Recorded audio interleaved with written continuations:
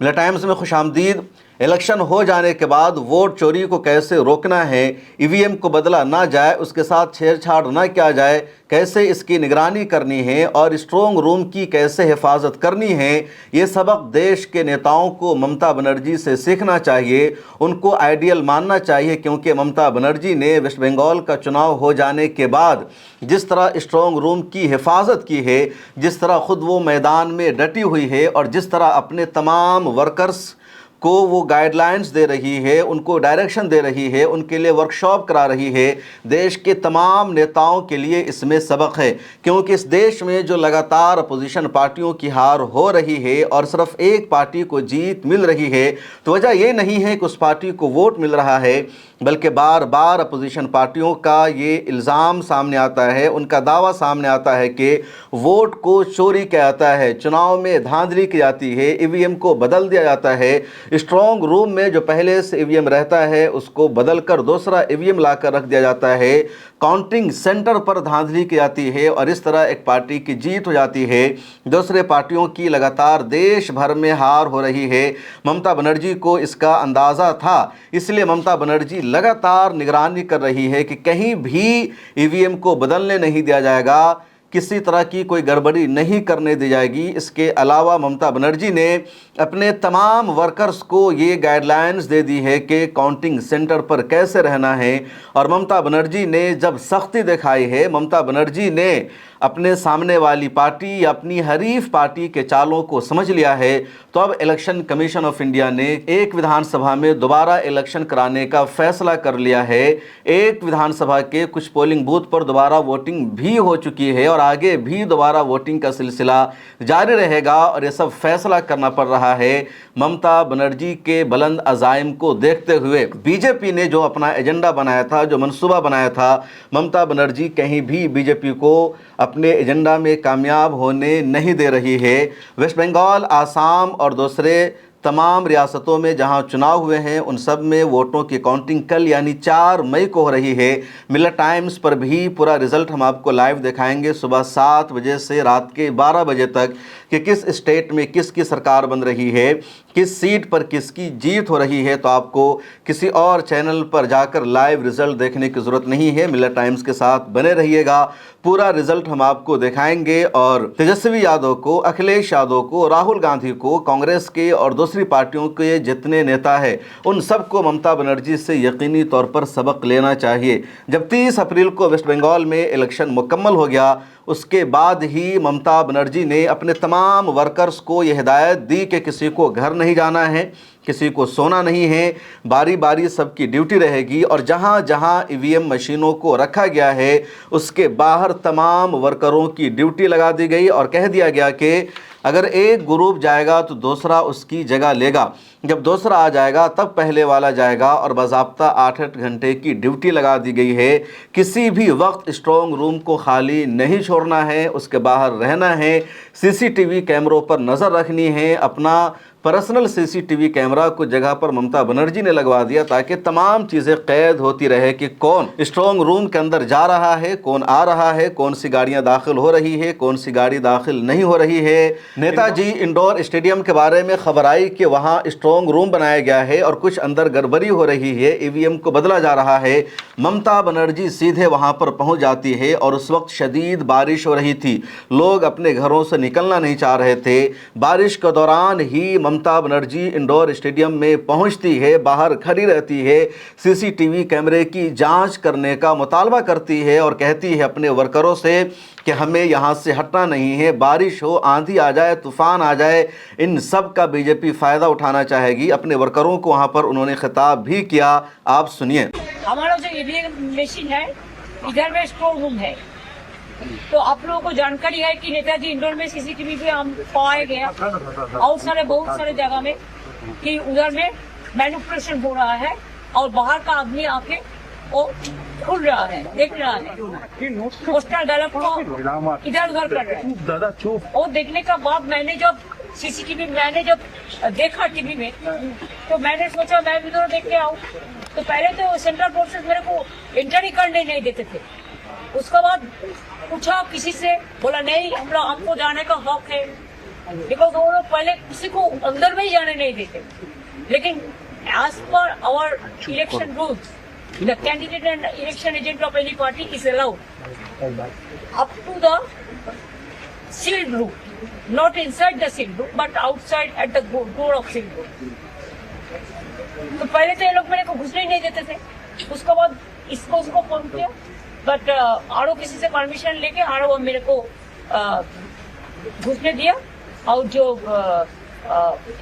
उन्होंने इतना टाइम तक थे भी, उन्होंने भी सब देखभाल करके हम वॉशरूम भी करने बोला। जो एजेंट लोग पूरा 24 घंटा रहेगा, देखो तो ह्यूमन बीइंग है ना। दूसरी बात यह है, देखो साइक्लोन हो रहा है तो बाहर में वो लोग बारिश में भीग रहा था। जो हमारा ऑफिशियल जो एजेंट जिसको परमिशन दिया गया रहने के लिए, तो इधर में होकर 3rd फ्लोर पे कैसे देखेगा? और inside the building totally close, building was totally close, लेकिन inside the building 3rd floor 4th floor कैसे देखेगा? इधर से कोई कुछ नहीं था। तो इसके लिए तो सीसीटीवी का बंदोबस्त किया, जैसे वो देख सकते हैं नीचे में बैठ के, और उसका माथा को ऊपर पे कोई जो है कुछ रहने का बंदोबस्त है। तो अभी तो बारंदा में बैठा दिया सब पार्टी के लिए। वो तो ह्यूमन बीइंग है ना, पॉलिटिक्स तो रोज चलेगा, झगड़ा भी चलेगा, लेकिन हम तो ये नहीं चाहते हैं कि लोकतंत्र को वोट जबरदस्ती दखल किया जाए। इतना एट्रोसिटीज हुआ, इतना टॉर्चर हुआ, हमारा एजेंट को इतना अरेस्ट किया, इतना वन साइडेड हुआ, उसका बाद भी अगर ऐसा ईवीएम मशीन को लूट करने के लिए, अगर काउंटिंग लूट करने के लिए कोई कोशिश करे, तो हम जिंदगी मत एक करके हम लड़ेंगे। और हम सब कैंडिडेट, सब चीफ इलेक्शन एजेंट को, जितना भी पार्टी है, सबको बोलते हैं आपका हक है, आप देखभाल कीजिए, but don't quarrel, this is not the place for quarrel. Counting का डेट में होता है, एक साइड और एक पार्टी रहता है और एक साइड एक पार्टी रहते हैं, और लोकतंत्र भी चलता है, प्रेस भी एक साइड में रहते हैं, लेकिन ये तो ठीक नहीं है। हम आने से कुछ स्लोगन शॉटिंग करेंगे, तो हम बोले तो वो तो गुजरात से आया स्लोगन शॉटिंग करने के लिए, इधर का लोकल गुजराती नहीं जो फेसबुक में लाइव कर रहा था, मैंने देखा, मेरे को पास भेजा प्रेस।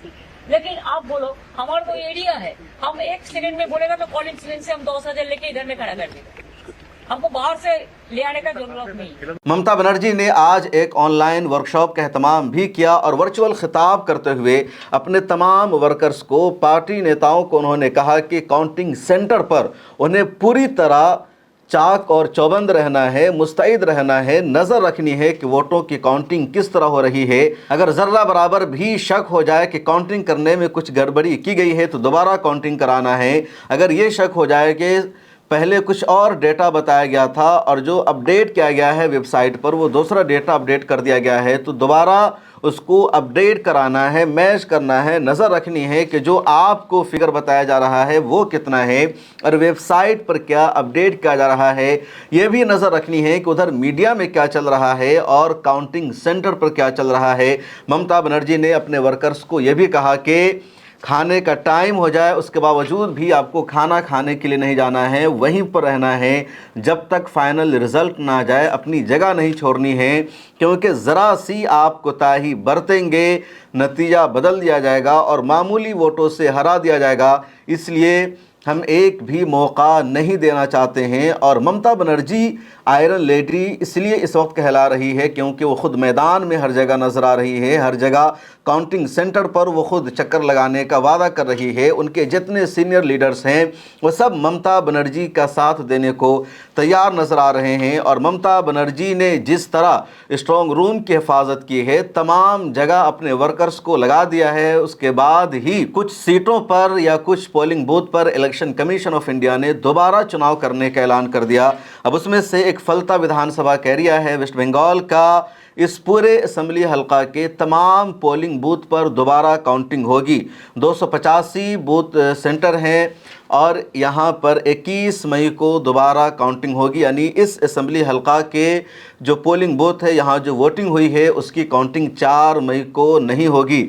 यहाँ जो खेला करने की साजिश थी उस साजिश को ममता बनर्जी ने नाकाम बना दिया, तो दोबारा वोटिंग कराने का फैसला हो गया। इसी तरह साउथ 24 परगना में 15 बूथ पर दोबारा वोटिंग हो चुकी है और दोबारा वोटिंग हुई है 2 मई को। 30 अप्रैल को वहां वोटिंग हुई थी और हंगामा हुआ, ईवीएम को बदलने की कोशिश की गई, पोलिंग बूथ पर धांधली हुई। उसके बाद जब लगातार कंप्लेन बढ़ने लगी तो चुनाव आयोग ने फैसला किया कि साउथ 24 परगना के 15 पोलिंग बूथ पर दोबारा वोटिंग कराई जाएगी। इस तरह कुछ और सीटों को लेकर के भी हंगामा जारी है। लगातार वीडियो वायरल होती रही कि कोई ई रिक्शा में लेकर ईवीएम को जा रहा है, कोई टोटो में लेकर जा रहा है, कोई किसी और गाड़ी में लेकर जा रहा है। और उसके बाद ही टीएमसी ने पूरी साजिश का पहले से ही अंदाज़ा लगा रखा था। बिहार की तारीख सबको पता थी, इसलिए अब हर जगह स्ट्रॉन्ग रूम के बाहर सख्ती से निगरानी की जा रही है। वेस्ट बंगाल के अलावा असम का रिजल्ट भी आएगा। दूसरी रियासतों में भी चुनाव हुए, यानी तमिलनाडु में, केरल में और पुडुचेरी में जो एग्जिट पोल आया है तो वेस्ट बंगाल में ज़्यादातर एग्जिट पोल करने वाली एजेंसियों ने बीजेपी की जीत दिखा दी है। लेकिन ममता बनर्जी का कहना है कि 200 प्लस सीटें हमें आएगी और बीजेपी इस मर्तबा भी आउट होगी, बीजेपी सरकार नहीं बना सकती है। 2011 से लगातार ममता बनर्जी को वेस्ट बंगाल में जीत मिल रही है और इस मर्तबा अगर जीत मिल जाती है तो चौथी मर्तबा ममता बनर्जी की वेस्ट बंगाल में लगातार सरकार बनेगी। जो तज्जिया निगार हैं, जो लोग बंगाल में ग्राउंड पर गए हैं, खुद जो मेरा अंदाज़ा है, मेरी जिन लोगों से बातचीत हुई, खुद मिल्लत टाइम्स की टीम ने जो सर्वे किया है, जो नतीजा निकाला है, मिल्लत टाइम्स का बंगला चैनल भी है, उसके सहाफ़ियों से जो मेरी बातचीत हुई तो उन सबका यही कहना है कि वेस्ट बंगाल में इस मर्तबा भी ममता बनर्जी की सरकार बनेगी और यकीनी तौर पर 200 से ज़्यादा सीट ममता बनर्जी को आने वाली है। एसआईआर के ज़रिए या दूसरे तरीक़ों से जो धांधली की गई है वेस्ट बंगाल में, बीजेपी को इस मर्तबा भी कामयाबी मिलने वाली नहीं है। आसाम के बारे में ज़रूर कहा जा रहा है कि कांग्रेस की गलती की वजह से कांग्रेस का यूडीएफ के साथ अलायंस न करना उसको भारी पड़ रहा है और एक बार फिर बीजेपी की असम में सरकार बन सकती है।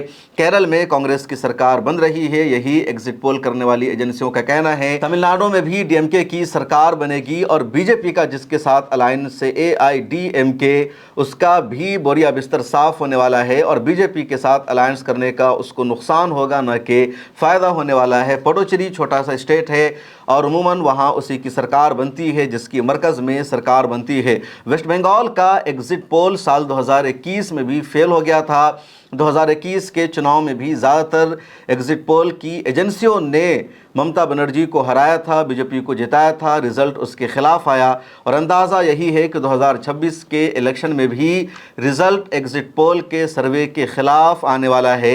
एक बार फिर आपसे गुजारिश है कि 4 मई को यानी कल मिल्लत टाइम्स के साथ बने रहिए। अभी मिल्लत टाइम्स को आप सब्सक्राइब कर लीजिए और पूरा रिज़ल्ट हमारे साथ आप देखिए। मिलते हैं अगली वीडियो में, दीजिए इजाज़त, अल्लाह हाफिज़।